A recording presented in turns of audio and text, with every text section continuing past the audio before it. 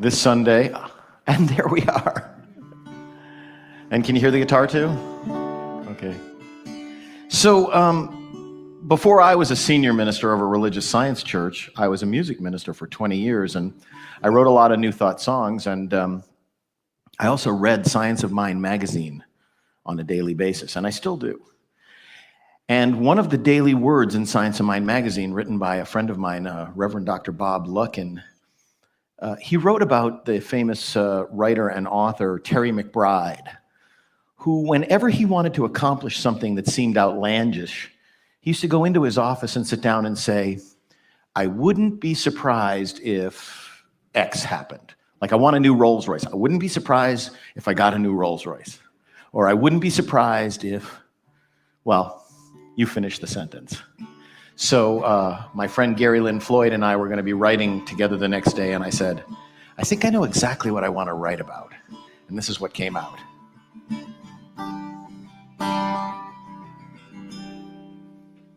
I wouldn't be surprised if peace broke out all over. I wouldn't be surprised if I found a four-leaf clover, 'cause miracles abound.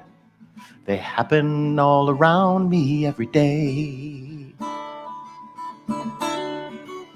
I wouldn't be surprised if we put an end to hunger. I wouldn't be surprised if we just kept getting younger, 'cause miracles abound. They happen all around me every day. And life keeps blessing me with so much good, I wouldn't change it even if I could. Blessing me in every way, and if it all turns out okay, I wouldn't be surprised. I wouldn't be surprised at all.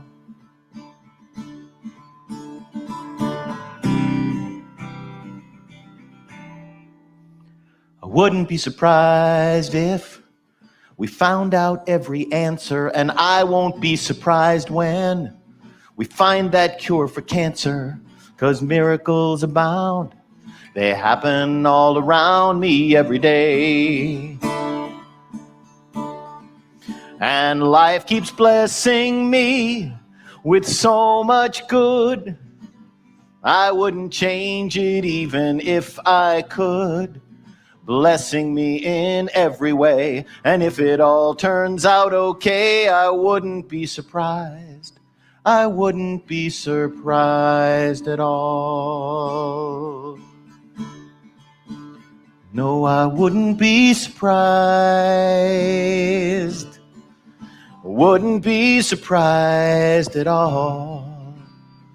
I wouldn't be surprised.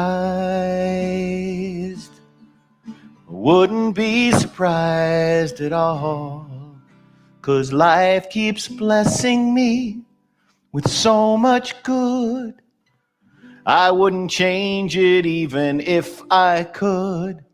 Blessing me in every way, and if it all turns out okay, I wouldn't be surprised. I wouldn't be surprised at all. No, I wouldn't be surprised. I wouldn't be surprised at all.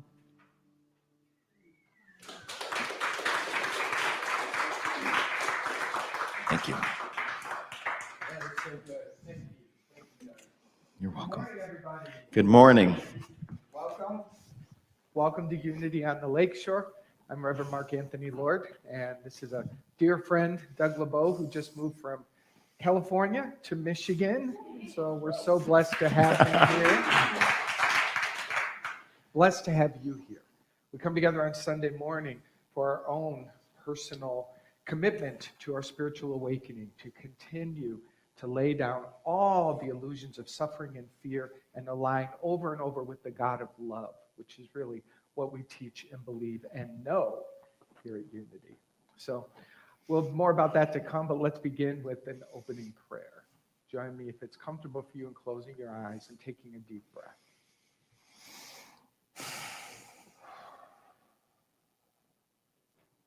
The name of God is so many: love, peace, joy, power, presence, freedom. And yet all these words really are pointers to a magnificent, indescribable presence. That is the creator of all, in all, and as all. One power, one presence. It is impossible to know this with the human self, the part that sees division and separation and duality. So we come together and ask that that be laid down, and that we allow ourselves to rise up into the oneness, into the remembering from which we come and what we will always be. From my place of oneness, I know and affirm that we are blessed, that we are here together to let Spirit have its way. I welcome the miracles that are available here today, and I affirm that our being together is much greater than just what is in this room. For our love extends far beyond these walls as a blessing unto the world. Thank you, Holy Spirit, for that transmission and for that activation. We are blessed, so grateful, and so it is. Amen. And welcome Julie, our host today.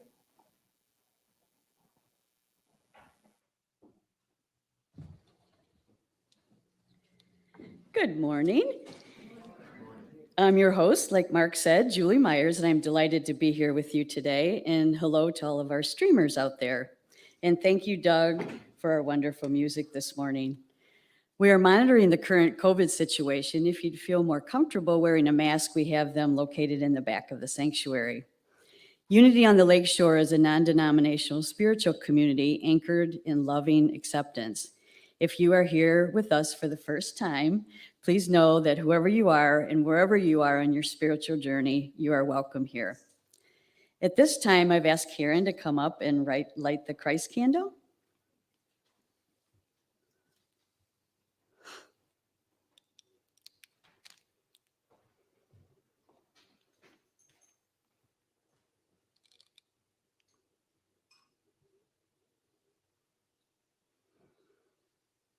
We light the Christ candle, remembering the Christ in us.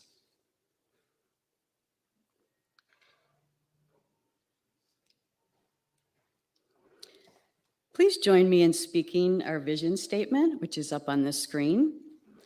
Every life, a spiritually transformed life. And now our affirmation of faith. There's only one presence and one power, as me and as the universe, God, the good, omnipotent. Please join us for our congregational song, and the lyrics are also on the slide.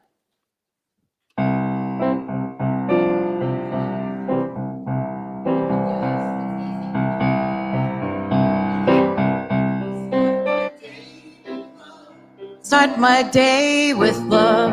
What I get more of is love. Love, love, love. Love, love, love. Love, love, love. Love, love, love. I start my day with peace. Start my day with peace. Get more of peace, peace, peace, peace, peace, peace, peace, peace, peace. I start my day with joy. Start my day with joy. Get more of his joy. Joy, joy, joy. Joy, joy, joy. Joy, joy, joy. Joy, joy, joy.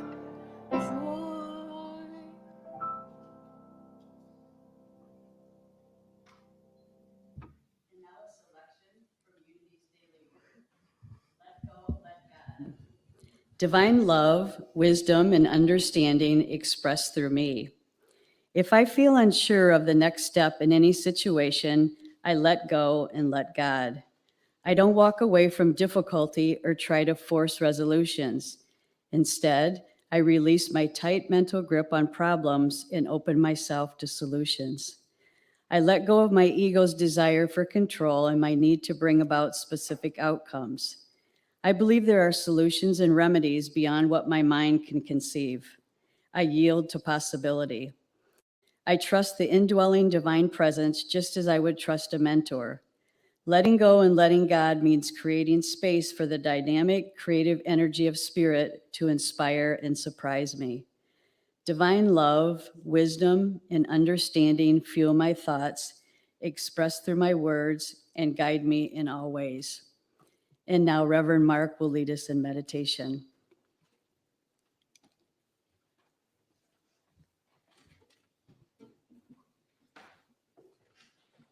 So let us say together our statement, there is a silence into which the world cannot intrude. There is an ancient peace I carry in my heart and have not lost. There is a sense of holiness in me the thought of fear has never touched. I go there now. And so take a deep breath as we turn within and go to that place of peace.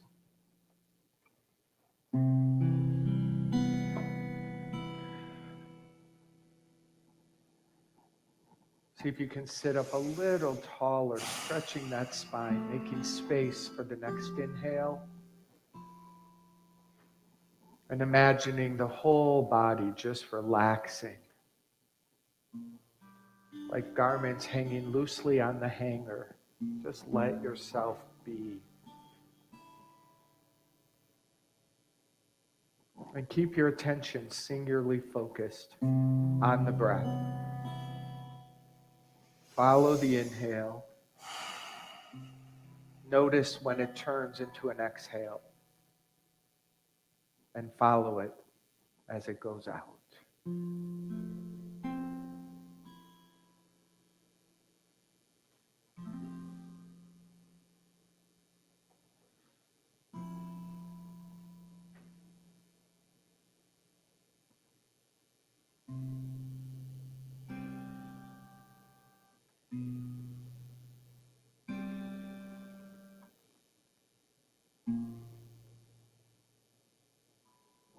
Imagine yourself just floating, being lifted up higher and higher, cradled and held by the divine.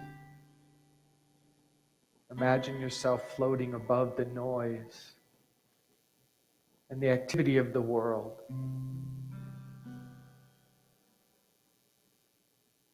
Imagine yourself floating higher and higher as you move easily through the clouds.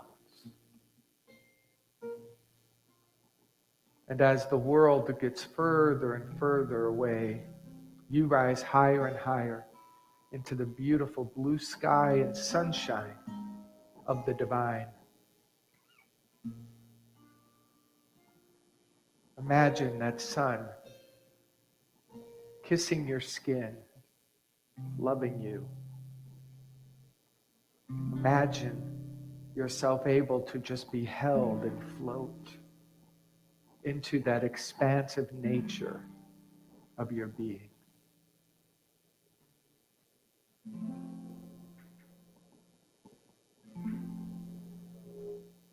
Allow the image of the physical body to disappear as your awareness itself continues to expand until you are out in space in the vastness of your being.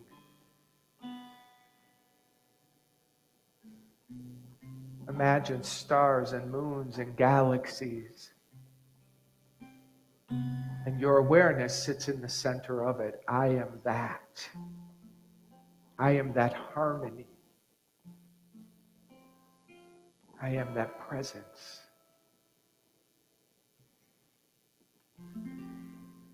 And affirm within yourself, all is well here. All is well here.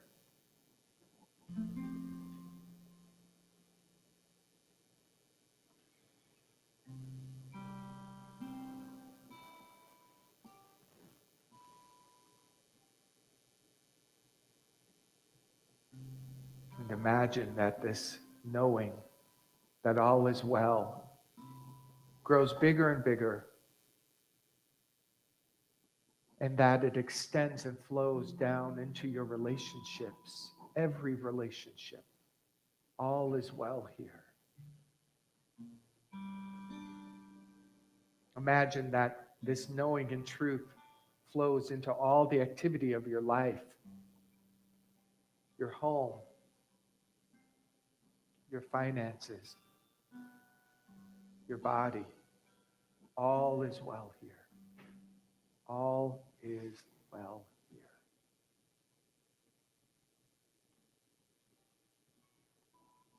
And be so bold as to hold within your mind the entire planet and all of humanity.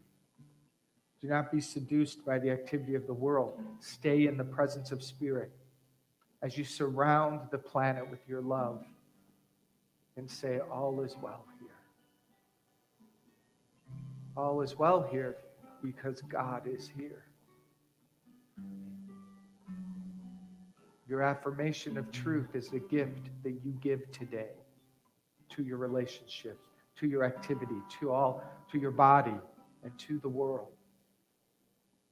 The thought, all is well here, is our gift. And it touches the soul of everyone that inherently, deep inside, knows this truth. It creates infinite connections. All is well here.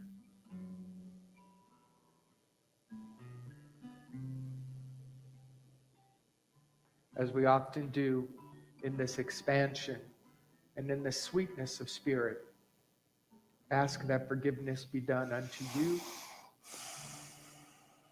and that forgiveness extend back over the past week. Any negative thoughts, any fears, any misspoken words, anything less than love, it can be dissolved easily by the invitation and the activation of forgiveness. I ask that forgiveness be done within my mind, within my heart. And we ask, Holy Spirit, if there's anyone we're holding outside of our heart, we lay down the judgment and the fear. We welcome them home into our heart. Because this is the only way we can truly come to worship together. We come open. We come in love. We come holding nothing against ourselves or others. And in this knowing and intention, so much becomes possible. God is revealed. Take a nice, slow, deep breath. Allow a gentle smile to come to your face.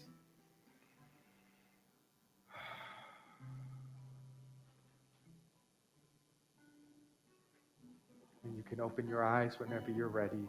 This completes our meditation. Please welcome back Doug. All is well, and I am grateful. All is well, and now it's time to let it go. That's my phone. It should be on quiet, but it's not for some reason. Yeah, that's funny. Oh, that's because alarms. Yeah. All is well. So funny, you know, I'm in a 12-step program and I sponsor a whole bunch of people and they call me. And what can I say, you know? So I wasn't going to sing All Is Well, but Mark's meditation was so perfect for that, so.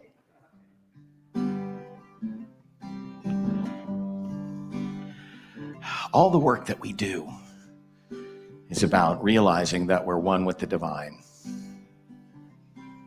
All the work that we do.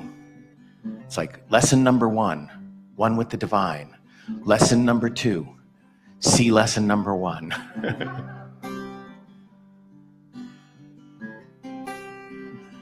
The dawn is breaking within you. Can you feel the promise of the morn? Your soul is waking to this moment, a new day awaiting to be born. We are one in the devotion, naked in the truth for all time. We are moved by the emotion. We are one with the divine. Yes. We are a portal to awakening.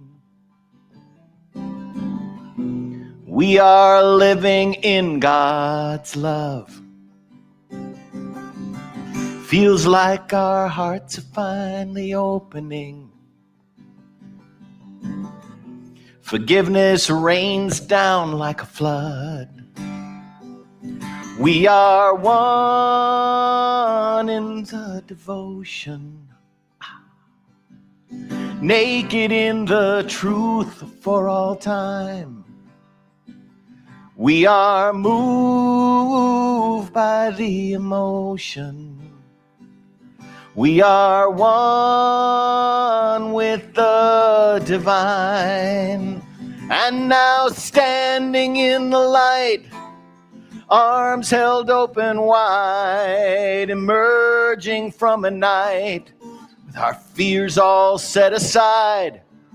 No day quite as bright, and no place left to hide. Oh, everything is right, and here we will abide. We are one in the devotion, naked in the truth for all time. We are moved by the emotion. We are one with the divine, and we are drenched in the devotion, naked in the truth for all time. We are moved by the emotion. We are one with the divine. Yes, we are one with the divine. We are one with the divine.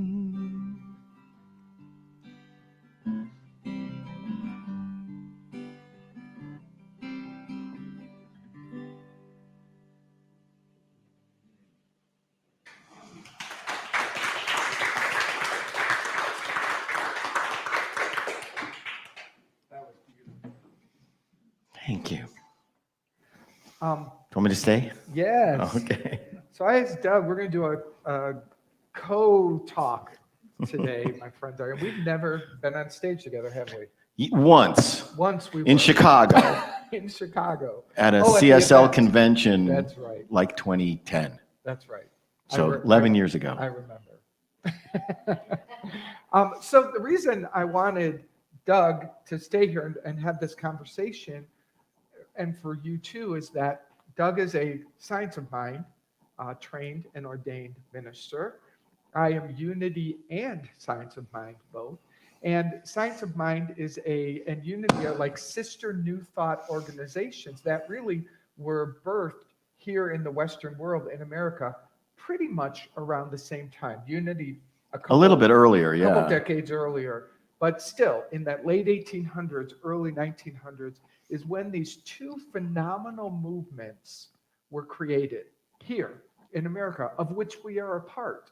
And very often, the two organizations don't fully understand how they're similar, Right. how they're different. And there are times when the two organizations can feel threatened by each other. So I was like, well, let's sort of bring this all forward and let you learn about the both.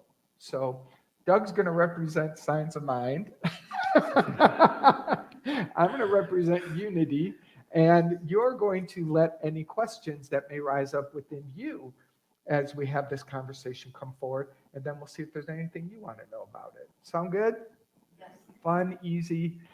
So I'm going to ask you to start explaining to them, some who may have never heard at all, what is Science of Mind? Well, the Science of Mind movement was founded by Dr. Ernest Holmes, who, like the Fillmores, was a student of Emma Curtis Hopkins, although not at the same time. He was younger and later. He was already a Unitarian minister from New England when he moved to Los Angeles in the early 1920s, and he just started speaking out. He worked for the city of Los Angeles as a procurement officer for the city, but he would speak out in the different theaters, and he started to have a following, and he wrote down all of his ideas into a very, very easy 700-page book. It was actually originally a much larger book, but then he edited it down. No, it's not easy. His actual masterwork is a little teeny tiny 80-page book that you can read in an afternoon that's beautiful, called This Thing Called You. But if you want to learn about religious science to be a practitioner, a prayer practitioner, or a minister, you do have to study the Science of Mind. Basically, if I explain to people who are not New Thought, like we are, what the Science of Mind is, I say the Science of Mind teaches what we call the principle of being, and it's very simple. God is all there is, and we live in a universe where what we think and what we believe has a direct influence on what we experience. So, if we live in a universe where God is everything, meaning that there's no separation between any of us and God, it's all energy and it's all one thing, and if you knew that the universe was always listening to what you were thinking and what you were believing, wouldn't you pay attention to what you were thinking and what you were believing? That's pretty much the basics of religious science. Religious science is a Christian-based religion, faith, philosophy, in much the same way that unity is. Dr. Holmes was very strongly influenced by Jesus and was a lover of Jesus, but, and this is a big but, the teaching is not, in my opinion, as Jesus-centric as unity is. Yes. Unity is more Jesus-centric. Yeah, that was well said. And since we are a series of spiritual, not religious, over this last month, we're looking at our principles here. What is our first principle? There's only God. What is our second principle? We are that. And our third principle, what we think is what we create, which Very is similar. exactly what Science of Mind teaches and knows. So the founding principles actually are very much the same. And as Doug said, both founders, Fillmore's and Holmes, studied under Emma Curtis Hopkins, who was actually in Chicago. Right. And people Theological would come, seminary. they came from all over to sit with this phenomenal awakened person. They called her the teacher of teachers, Yeah. not because she was the best teacher, but because so many of her students became teachers. Yeah. She was the teacher of teachers. Yeah. I'm actually reading one of her books again now, and it's just she's phenomenal. So these people, the Fillmores and Holmes, different times studying with her, became so inspired, and I believe both had personal spiritual awakenings that caused them to have to move that out into the world. Right. So it's very beautiful. And what would I say? I think around the idea of unity being more Christian-based, I agree with that. However, as I told you yesterday, unity over its years has struggled with Jesus. There are times when unity was a lover of Jesus and he was the hero. And then when I was it was the early 90s when I was studying to become a unity teacher, I told you this story. I was at Unity of Chicago with Sarah Matoyne, who was my minister like in my 20s. I just love her forever. And I was asked to do the Christmas Eve service, which was amazing. Like I was studying to become, and I got to do the Christmas Eve service. I think no one else wanted to do Christmas Eve service, but I was so happy to be chosen. I kid you not, this is what was said to me. So do the service, Mark, but please don't mention Jesus. What? On Christmas Eve. Wait, isn't it his birthday I know. tomorrow? I mean, So the joke became the name that shall not be mentioned that we're here. I mean, Jeez de Mort. yeah, that's how goofy it had gotten at that particular time, I think in the 80s and 90s. And religious science, too, struggles with the same thing and is perhaps even, when I said less Jesus-centric, I was brought up Jewish. I was a child of the 60s, and I was brought up Jewish, and I love being Jewish, but I also love the idea of practical spirituality. Like when you get up in the morning and you put your feet on the floor, if you don't feel so good about yourself, what do you do so that your whole day isn't shot in the first 30 seconds?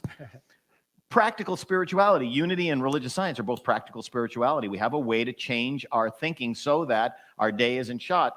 And but as someone who grew up in the 60s, Jesus was kind of and someone who grew up in the Judaism in the 60s, which wasn't that far separated from the Holocaust of the 40s. It was only 20 years before. It was like our relationship to 9/11 now. That was only 20 years ago? What? Well, in the 60s, World War II was only 20 years ago. So coming into religious science, I went to Agape, a place that Mark and I both hold very dear, and Michael Beckwith was my first teacher, and I went there kicking and screaming with my fists, like, until Michael said something that I really went kind of, oh, I really believe that. But being like one of the very few white guys in an all-black church, it seemed, that was a Christian church, that was a Jesus-centric church, religious science has had a problem with Jesus too, because so many people in the New Thought movement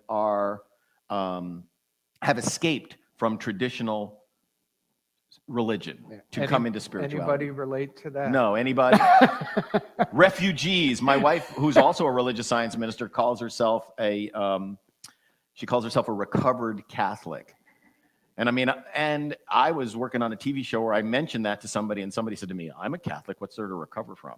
So not everybody feels the same way, but many of us who come to New Thought have come to New Thought because we were looking for something different. Whether, like me, it was because of practical spirituality, or whether someone had had an experience that they felt belittled them in some way and related that to Jesusology, Jesus.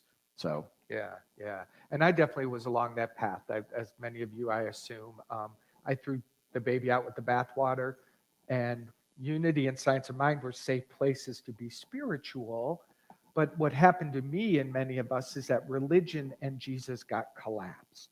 So along my journey, and I give unity the credit for this, even though it was struggling in this itself, it became more and more separate and more and more separate. And today, my experience of Jesus is very personal and very alive inside of me. And I feel a oneness with this presence. I don't feel anything that is judging or blaming or anything like I thought I was taught. So the challenge with New Thought, both unity and science of mind, is people get out of the punishing and the belittling religions or belief systems that they ran from.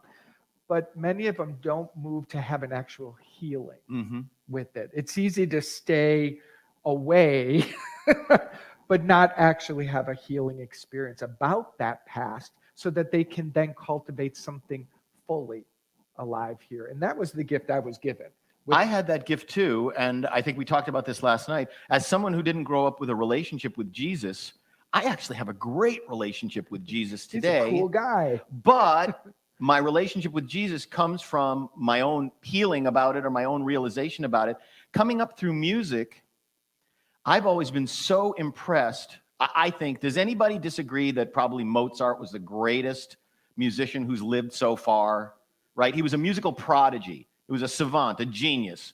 Mozart was born just understanding at a molecular level how music works. He wrote a symphony when he was 5 years old.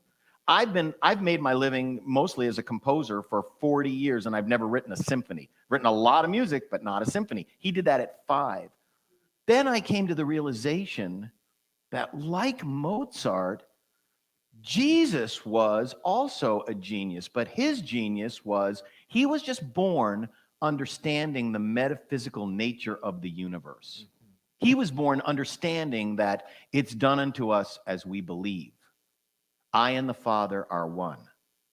It is the Father within that doeth the work, and then told all of his friends, greater things will thou do too when you understand what I'm talking about.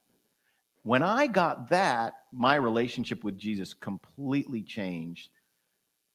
And this is where Mark and I were talking about, where unity is a little more Jesus-centric. I believe that religious science is very on purpose for itself, right or wrong, about not making Jesus the exception to the rule that all people are divine, all people are children of, some religions say Jesus is the one, the only one. He died for our sins. We believe that we're all individualizations of this one power, and as Rumi would say, we're not drops in the ocean, but each of us is the entire ocean in the drop. And so when I discovered that, when I was able to put it into that concept for me, that Jesus and Mozart, two of the great scientific, artistic, metaphysical geniuses, Mozart with music, Jesus with the metaphysical nature of the universe, I had no problem with Jesus after that. Nice. As a Jew Yeah. and as a religious scientist. That's beautiful. Yeah, my experience of both is that when I got to Science of Mind, and my training days, which was in the 90s when I got to Agape, out in 95, 96. I was there a little bit earlier, yeah, 92, 3, 4. It wasn't so much Agape, but the Science of Mind, larger organization, I remember hearing things like, I don't need an intermediary to God. Right. I don't need someone between. And I was like, well, I need an intermediary to help change my tire. Why wouldn't I ask for help on an important path like my spiritual AAA? Isn't that, I know, Yeah. Isn't that interesting? I remember having that thought, like, well, and I'm 12-step in my background also, so I know the joy and the freedom of needing a higher power. I know what it's like to say, I can't. Right. And then to have the experience of a great power within and all around suddenly come alive. And I was like, well, I want more of that. I mean, maybe I was just lazy and I wanted the easier path. But I remember that Science of Mind was like, no. And that's fine. It served its purpose. But what I think unity has the gift of, and this is what I think is beautiful here, is devotion.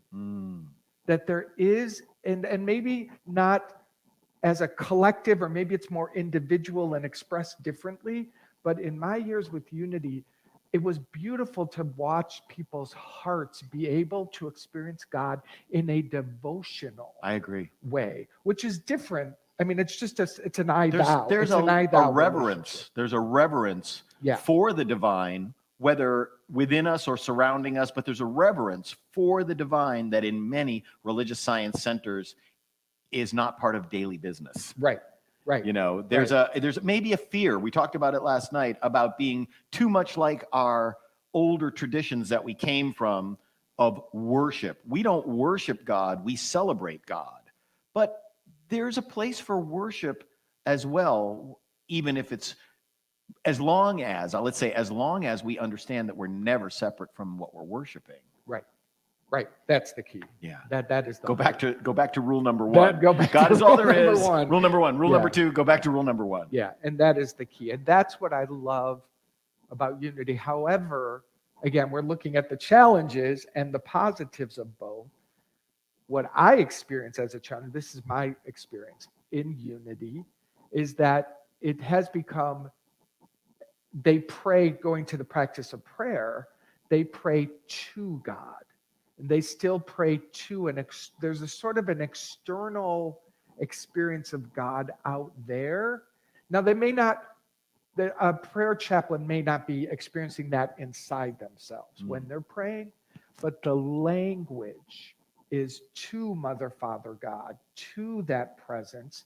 And that can make a disconnect. A duality. Yeah, that can make an experience of duality, or it can support an already existing belief that in some way I'm separate. And that's where Science of Mind really was the best gift that I received, was the ability to pray from. Absolutely. To pray from God or as God versus to something. And that's such a great point. And it's so funny because you said a minute ago something about in the 12-step tradition, and you were looking for something easier. This might be simple, but that doesn't mean that it's easy. True. And I was telling Mark last night, as an ordained minister who's taught our prayer practicum, it takes 60 weeks in religious science to become a prayer practitioner. 60 weeks. We use the same basic 5-step prayer in religious science all the time, and yet my students couldn't do a smart, when I say smart, meaning really getting themselves into that praying as, praying from, not praying to, for about 45 of the 60 weeks. It's simple, but it's not easy because, and as Don Miguel Ruiz said, how many of you have ever read the Four Agreements?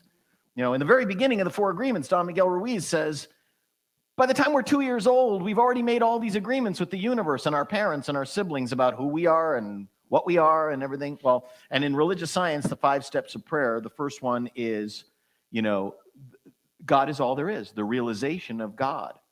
And the second step of prayer is saying, God and I are one. And then the third step of prayer, very, very clearly, is the declaration in the now, not in the future, but in the now, of what I require to experience. And then the fourth step of prayer is transcending that into a place of gratitude. And the fifth step of prayer is letting it go. It's done. And once it's done, you know, I love Rumi, and one of my favorite poems from Rumi talks about how the breezes at dawn are calling us to know something. And it says at the end, it says, don't go back to sleep.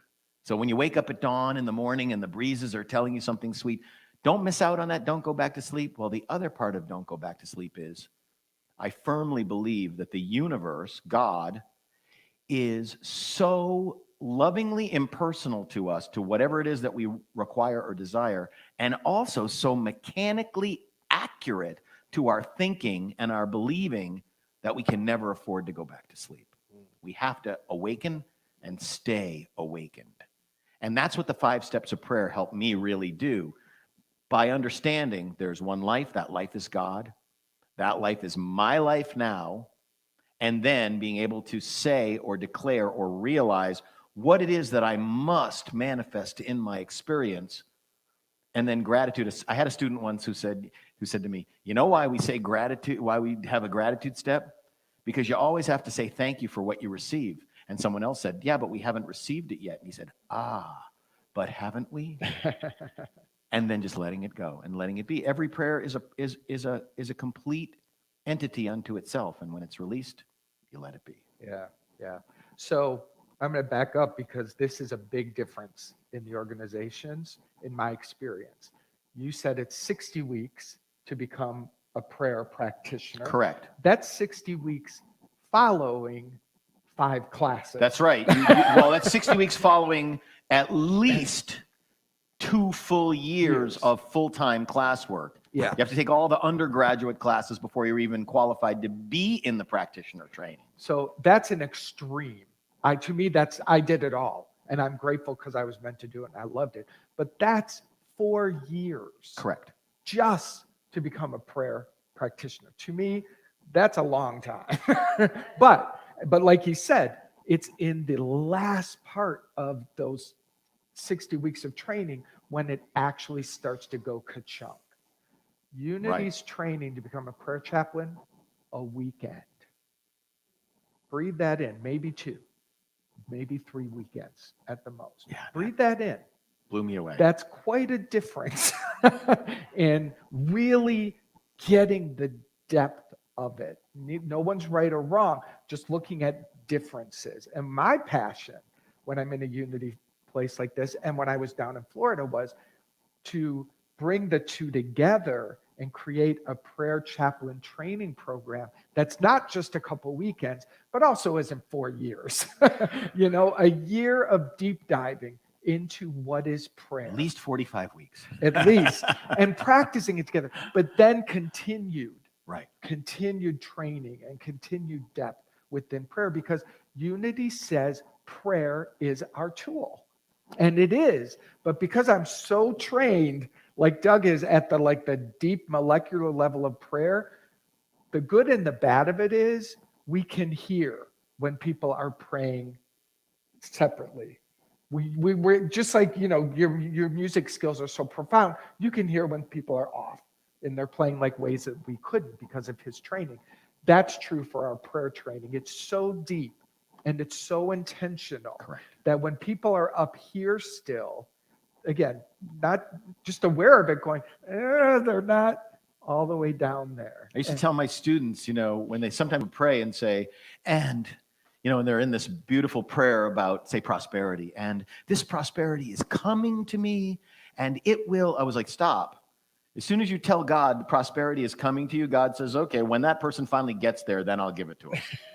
It's like, if they spend their entire life saying it's coming, it's like it's always going to be coming, because the universe is so mechanically accurate and lovingly impersonal. It doesn't care what you pray. It doesn't care what you think, but it will listen. Slow. We got to say that again slowly. The universe is mechanically accurate and impersonal, Lovingly impersonal. which is really the law. That's and right. That's what science of mind teaches The law.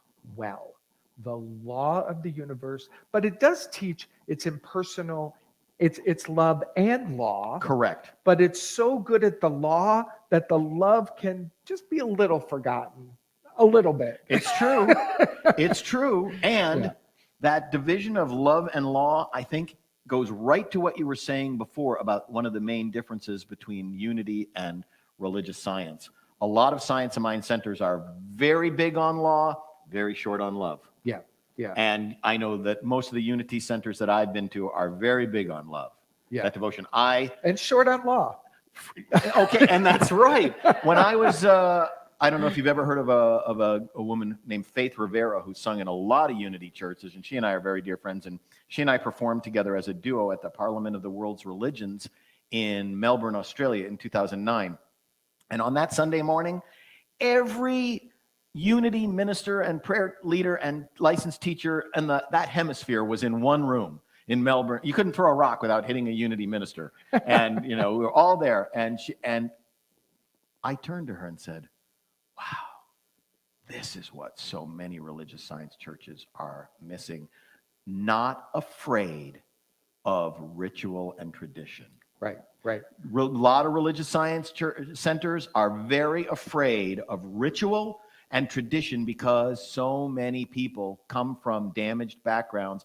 I had a family in my church in the high desert who were Latter-day Saints, and every time I would open my mouth to pray, the husband would cry, and I'd say, why, when I pray, do you cry every time? He said, because my mother used to tell me that in the Church of Latter-day Saints, this is him and his mother used to say, love the sinner, but hate the sin. There's no room for hate as far as I'm concerned. He and his wife were both queer, and his mother found that relationship to not be acceptable to God. I think none of us get to say what's acceptable to God. Yeah. Oh, I want to back up to something you shared, and I lost it. Oh. Before the couple. No, that's okay. It's almost here. Oh, well, it'll come back. Ritual, tradition. Yes. Yes. This is it. God, help our minds, right? All right. I'm 64. So we were both blessed. We both were blessed because at Agape, they have, with Michael Beckwith, who was my minister. And mine too. Yeah, like truly, he is my soul and minister. dear friend. They had the freedom to be New Thought and to be Science of Mind, and they had I'll say credit the Black culture. Absolutely. Church, that was worship a Black energy. Baptist revival. Woo! Yeah, absolutely. And I loved it. Me too. Once I finally, literally, like I said, I went there with my wife. This is a funny story. We had a marriage and family therapist who was a religious science practitioner, and she said, I think you guys should go to Agape. My wife went first. She came home on that Sunday, and I said, how was it? And she said, it was great. And she cried for 4 hours. And I said, how was it great? She said, I don't know. It was just so good. It was so... So I went with her. And as I said, I felt a little bit uncomfortable, this white Jewish guy in a very Black experience. Of course, I was very welcomed and loved, but that's not the point. In my mind, It was very Christian. And about the third week I was there, it was a white knuckle experience. Michael said, I bet someone told you along the way that the universe doesn't owe you a living. You owe the universe a living. And I went, yeah, my dad used to say that all the time. And then he said, but that's not true. The universe does owe you a living. The universe brought you here to enjoy the magnificence of life. And I went, I believe that.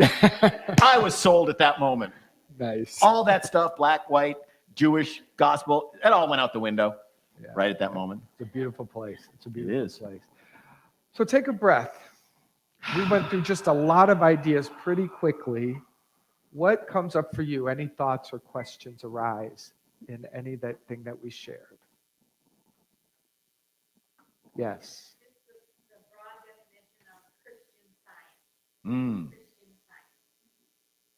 religious science isn't Christian science, but like Christian science, and there's definitely, okay, so just a little bit of historical. We talked about Emma Curtis Hopkins, who founded the Chicago Theological Seminary and was the teacher of the Unity founders and the religious science founders. She had been the number 2 person at Christian Science in Boston under Mary Baker Eddy. But she realized that Christian Science was a closed system. The way that Mary Baker Eddy envisioned it, she was the only prophet. And Emma Curtis Hopkins realized early on that each of us individualized that divine mind, and each of us could speak a powerful word. Each of us could do healing work. And she left, and she went to Chicago and founded the Chicago Theological Seminary, where she started to teach all of her students that each of us has the power to change our life experience. God is all there is, and we each have a power. Yeah. So religious science is not Christian science. It is a descendant of Christian science in the respect that Holmes studied with Emma Curtis Hopkins, but he also studied Eastern. He studied Judge Troward, who was, very into Eastern philosophies, was a judge in India, believed in, Hinduism. And so Christian science is a different thing, and I'm not a minister of Christian science. Yeah, and Christian Science, founded by Mary Baker Eddy, actually has all of the very clear metaphysical principles within it. It just went a little askew with like what you said, where she was the prophet and the only one who could be the revealer of truth. And it got very a bit cult-like. Right. And it gets you probably heard the story where some Christian scientists will tell you growing up, they could not go to a doctor. Right. They could not go to the hospital. Now, those were the extremes, but that was in the energy field of Christian science, was like, oh gosh, you cannot rely on any form to make the change. That's very absolute. And she didn't have a very strong bridge. Ernest Holmes was very clear. We believe in prayer and a pill. Yeah. What's to say that the mind of the doctor who's prescribing that medication for you, that action for you, is not the mind of God too? It is. Yeah. And I bless the pill just to Me too. Any other questions? That was a great question. Thank you. Yes. Well, mine's not a question as much as a comment. Within studying Eastern religion, I love the devotion. Yeah. Within Eastern religion. Bhakti yoga. Mm-hmm. And I totally miss, even unity was being so much closer. I miss devotion. Yes. Yeah. I understand. I agree. I think that unity is very Catholic-like in its expression. I do. It just feels that way. It's got this container around it. The reason I love devotion too, and I think devotion is important, it really is just about busting us out of our little container. Agreed. Once we let devotion go, and we feel that, we now have access to more. It's like something that just generates and makes it finally pop, so that you have more space, more possibility, more feeling activated. Because I, being raised Catholic, was trained to be somber, to be like this, to keep your head down and just kind of and it's a path. I get it. It's a path. It just never fulfilled my heart to be that way. So I agree with you. I love devotion. Me too. And that's what I feel like agape gave me, the permission to be New Thought and to lose myself. And as a new thought minister who came up I was a music minister for 20 years before I was a senior minister. I understand the power of music is 100% emotion. If I can Yes, sing a yes. song which opens your heart to hear something today, one idea today, then I've done my job. So, amen. Right, Suzanne? Yep, exactly. Well, let's bring this into prayer. That was fast, but I hope you enjoyed just our banter and just hearing the different things. Take a deep breath, open your hands, and receive. You want me to sing this little song first? Okay. All is well, and I am grateful. All is well, and now it's time to let it go. All is well, and I am grateful. Life is good, and so it is. Take a deep breath as I place my attention upon God as the one power, the one presence, a beautiful light that can't even be described. I see it in my mind's eye immediately as I speak about it. A light of love that pours itself within and all around and as me. For I am that's all I am. I was only created out of the perfection of being. Everything else is made up, and as Emma Curtis Hopkins says, or Emily Cady says, all else is a lie. So we lay down otherness. We lay down everything else except the goodness of God that has no opposite. And from my place of oneness, I speak this blessing upon all of us. And I speak the word of an open mind and an open heart here at Unity on the Lakeshore that is willing to live and be these teachings like never before. Not making never before wrong, but we stand on the shoulders of all those who have put their hearts and their minds and their love and their devotion and their knowing and their experience of God into this place. We are here because of all of them.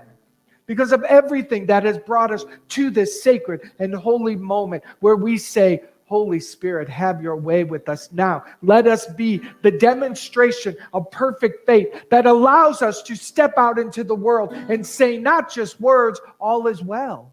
All is well here because God is here, because I am not seduced by my human eyes, because I am not taken down the rabbit hole of pain because of emotional suffering. I lay it down. I lay it down. I declare that God is, and God must and does reveal itself first and foremost in me, in us. And then we bring that, and we let that, and we allow that, and we move as that. Take a deep breath. What I know to be true is that right here, right in this place, God is present in and as each one of us, and in and as our lives, what we do, our families, our work, our interpersonal communications with each other is simply the play of life upon itself. It is God, the one, expressing and living and individualizing itself in and as each of us. And so, knowing that that is the truth of who each of us is, I simply stand in awe and gratitude.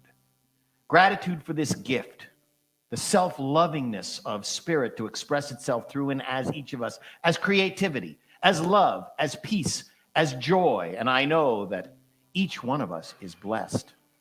Our families are blessed. Our friends are blessed. This center is blessed with so much prosperity and abundance of love, of that ritual, of that divine devotion for God, for life, and for each of us. And knowing that this is the truth of who we are, I release this word into the action of that loving law, and I let it be, and I let it go. It is done. So it is.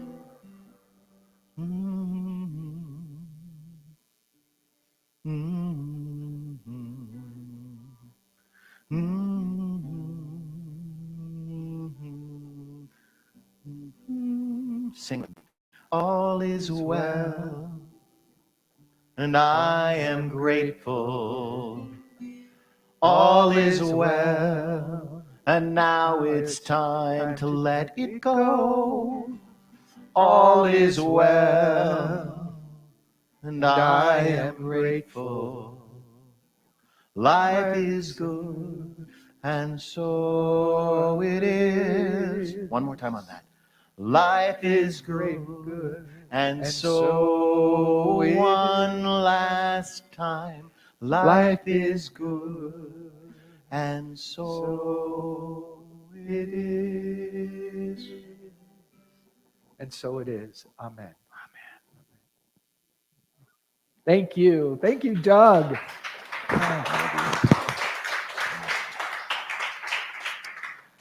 Now is your opportunity to share your gifts with Unity on the Lakeshore. Thank you so much for your generosity, for your willingness to give from God to the love that is here so that it can expand and grow accordingly. As our ushers come forward, together we say our affirmation: divine love through me blesses and multiplies all that I am, all that I have, all that I give, and all that I receive, and we are thankful. Yes, thank you so much, ushers. And we'll invite up Julie, who will also share with you how you can give right there on your phone to support us also. Thank you, Julie. I didn't bring I left everything in the car. There are a few ways to get them. That's what Kathy the basket. There. We also have an option to give through text. Send the word give to 616-236-5205. If it is your first time giving this way, you'll receive a link with instructions. If you've given before through text, then you can simply text a dollar amount to this number. You can also give online through our website at unityonthelakeshore.org/donations. For those watching online, the link is in the chat. Suzanne will now lead us in a congregational song.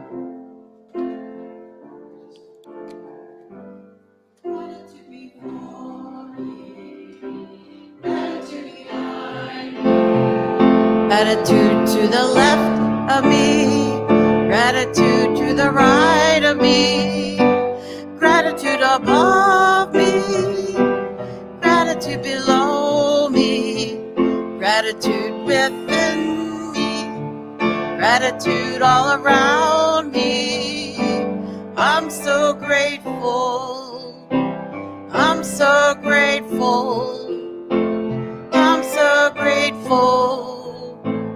I'm so grateful. Blessing the gifts that we have received today. Thank you, Holy Spirit. Thank you for his help, remembering always that God is our source and that God is always providing for our lives and for our community. And so it is. Amen. Thank you so much for your generosity. We so appreciate it.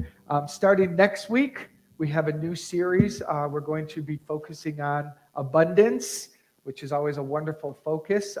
It'll be through the month of October as the fall is revealing its beautiful harvest to us. We'll be going with the flow of nature and exploring how abundance is our nature to discover the blocks that are within us that keep it at bay, get those blocks removed, and get in the flow. So please be sure to join us for the upcoming month, and please share with your friends and family, anyone who may want to grow in their experience of more freedom around abundance in their life.